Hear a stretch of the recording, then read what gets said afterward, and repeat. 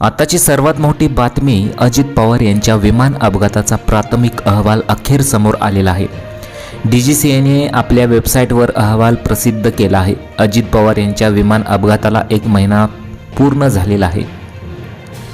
अजितदादांच्या विमानाचा 22 पानांचा प्राथमिक अहवाल समोर आलेला आहे। विमान कोसळताना आधी झाडावर धडकल्याची धक्कादायक माहिती अहवालातून समोर आलेली आहे।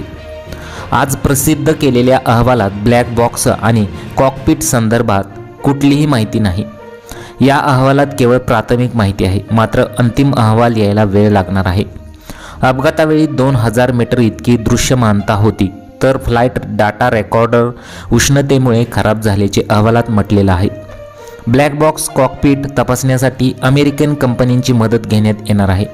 कॉकपिट हाताळण्यासाठी अमेरिकेतून टीम भारतात येणार आहे। अपघातामुळे विमानांमध्ये असणारा कॉकपिट आणि FDR डॅमेज झाला होता। त्यातील डाटा सुरक्षित बाहेर काढण्यासाठी अमेरिकेतून टीम भारतात येणार आहे। ज्या कंपनीने हा ब्लॅक बॉक्स बनवला आहे त्या अमेरिकन कंपनीची मदत घेतली जाणार आहे। हा रिपोर्ट अपघाताच्या कारणांची प्राथमिक माहिती देणार आहे। नेमकं अहवालात काय म्हटलेलं आहे ते पहा। अजितदादांच्या विमान अपघाताबाबतचा प्राथमिक चौकशी अहवाल जाहीर करण्यात आला असून या अहवालात अपघाताच्या कारणांबाबत महत्त्वाचे तपशील समोर आलेले आहेत। एकूण 22 पानांचा अहवाल संबंधित तपास यंत्रणेकडून प्रसिद्ध करण्यात आलेला आहे। अहवालानुसार विमानाने प्रथम एका झाडाला धडक दिली आणि त्यानंतर ते जमिनीवर खाली कोसळले। अपघाताच्या वेळी परिसरातील दृश्यमानता सुमारे 2000 मीटर इतकी होती, असे नमूद करण्यात आलेलं आहे। विमानातील फ्लाईट डेटा रेकॉर्ड उष्णतेमुळे खराब झाल्याचे प्राथमिक निष्कर्षात स्पष्ट करण्यात आलेलं आहे।